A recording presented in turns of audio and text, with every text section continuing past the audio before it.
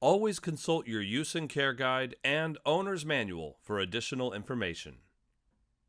If your gas range is not working properly, you should check the gas pressure regulator shutoff valve. The factory default setting for the gas pressure regulator is in the on position, but may have been turned to the off position during handling or transportation. When the shutoff valve is in the off position, gas will flow to the cooktop burners but will not provide a gas supply to the oven. You can check if the shutoff valve is closed by sliding the range out from the cabinet.